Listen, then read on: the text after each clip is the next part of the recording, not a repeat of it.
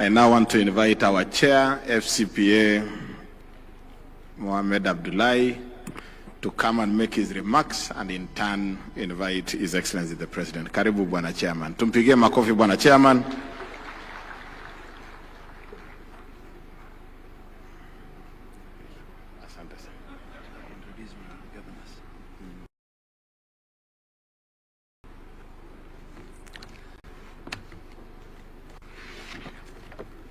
Thank you very much, our Whip. Your Excellency, I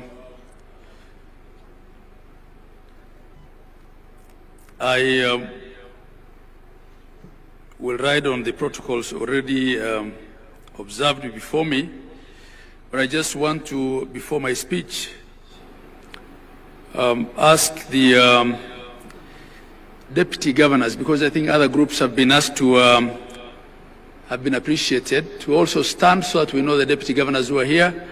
We can appreciate you in totality, deputy governors.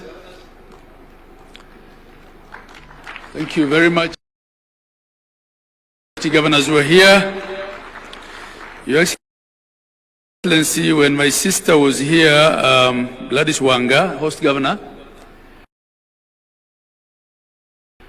I think because of the small element of stage fright that we all have and the fact that we're putting her under pressure to save on time, she forgot to introduce her deputy governor. I think he also didn't stand up when the other leaders stood up.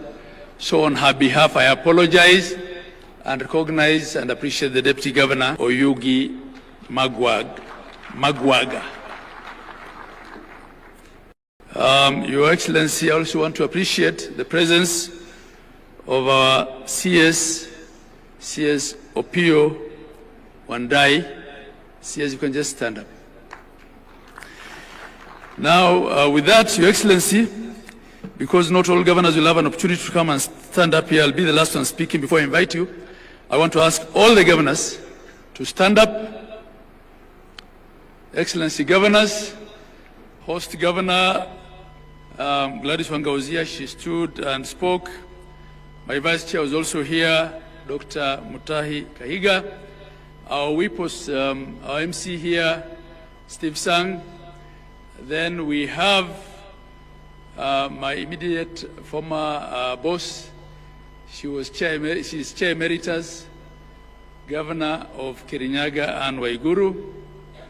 We have the governor of Tharaka Nithi, Governor Muthomi Njuki, Governor His Excellency Ochilo Ayako of Migori, Governor Nadhif Adam Jama of Garissa, Governor Kiari Badlisha of Nyandarua, Governor Mohamed Khalif Mandera, Speaker Emeritus, Governor of Bungoma Kenneth Lusaka, my professional colleague, FCPF Fernandez Barasa, Governor of Kakamega, Governor Paul Otuoma of Busia County, Governor Patrick Olentutu of Narok, Governor Mahmoud Mohamed Ali, Marsabit County, Governor Orengo James, Siaya County, Governor Professor Hilary Barchok of Bomet, Governor and Benjamin Cheboy,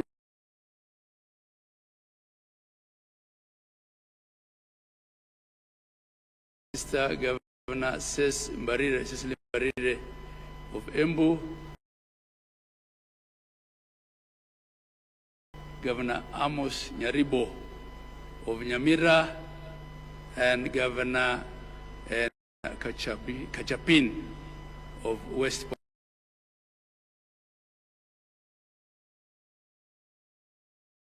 Am I missing out anyone? Oh yes, Governor Wilba Otichilo Vihiga, Governor Julius Malombe Kitui, Laikipia, and Governor Kangata, who was here with some innovation a while back. I thank you, Dr. William Samoei Ruto.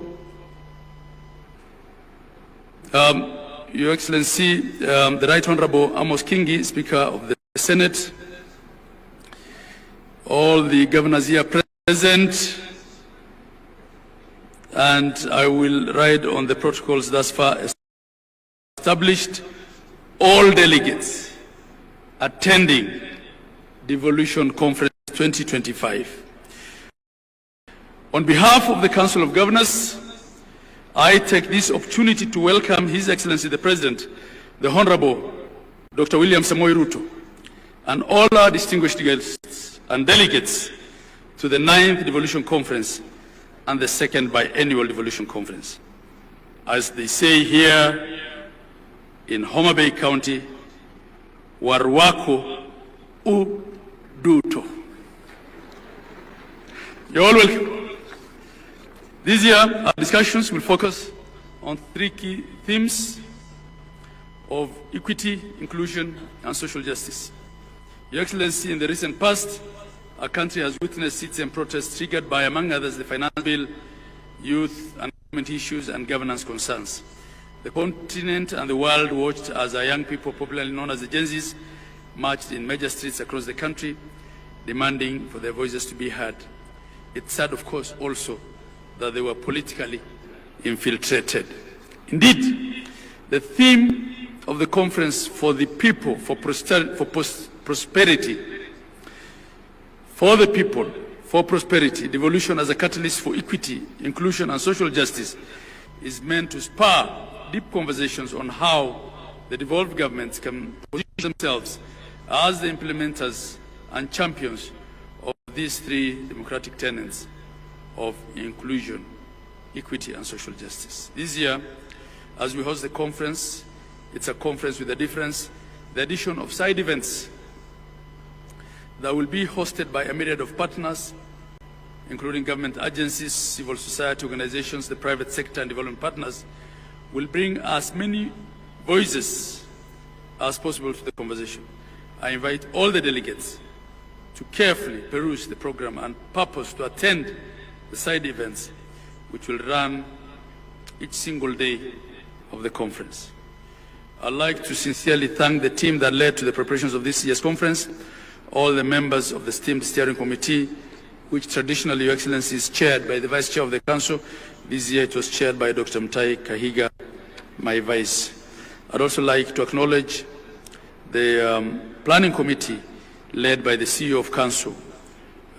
They go through sleepless nights to deliver a conference to 12,000 delegates, Asanteni sana. I'd also like to recognize the presence of our international delegates this year.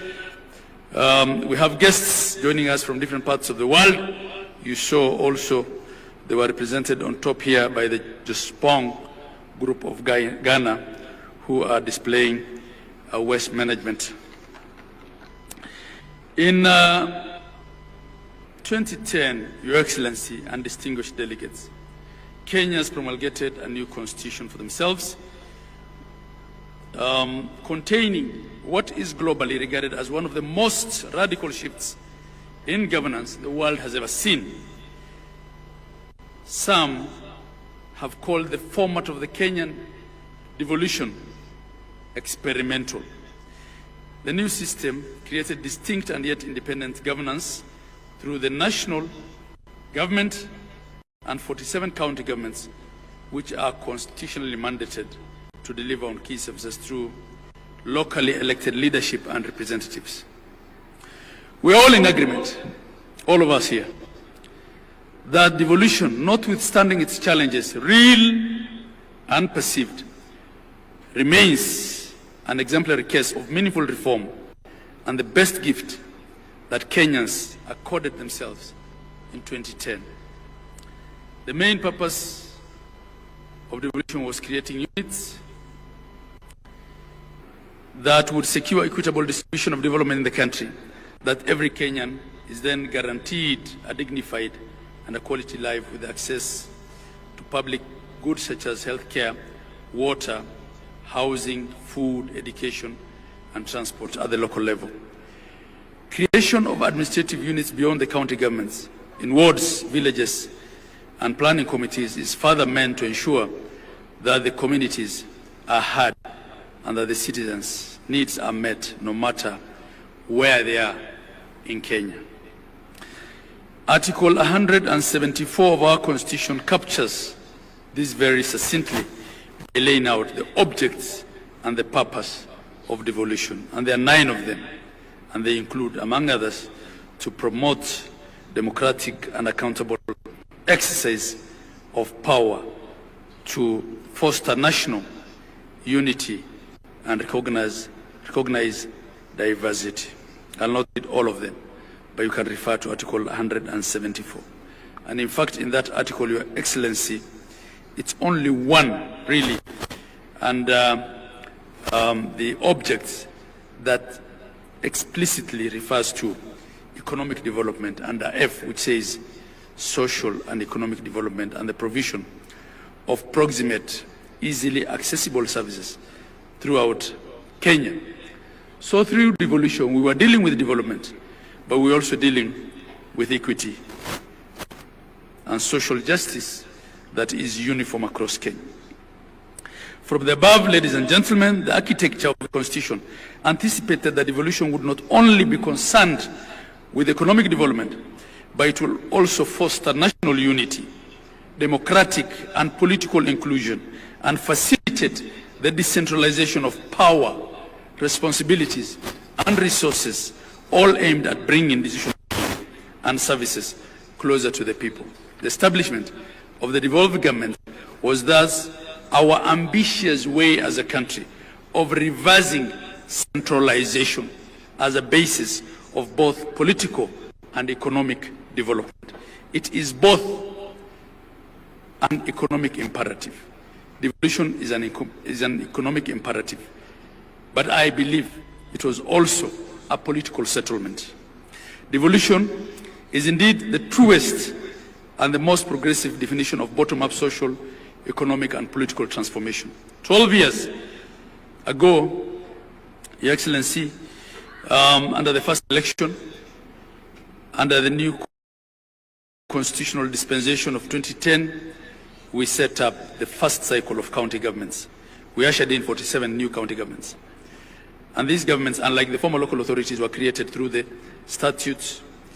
They had constitutional protection. They were established in line with the Constitution, and they enjoy both and financial safeguards directly from the supreme law of the land.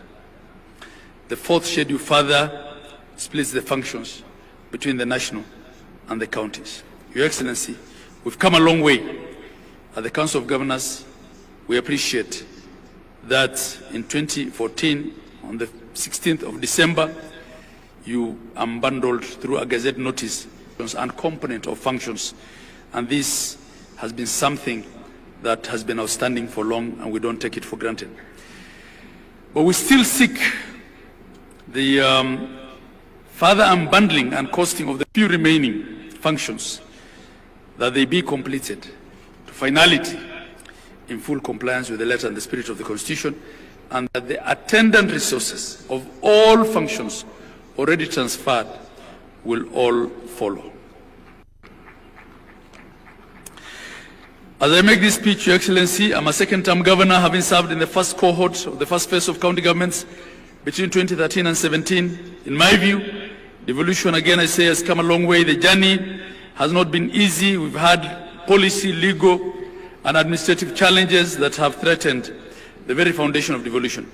But I am convicted, I'm convinced here that counties and in general devolution has gone from strength to strength. Counties have recorded countless success stories that reveal that devolution is uplifting the lives and livelihood of Kenyans. According to the 2024 Gross County Product Report, which was released by the Kenya National Bureau of Statistics, KNBS, county governments are making significant and transformative contribution to the national economic performance. Essential investments, be it in financial, material, and technical, is being made towards the devolved sectors, and this is contributing substantially to the national growth and development. I'll just give a few, very few examples. Data from the period that devolution existed shows, say, in the provision of healthcare, which is one of the most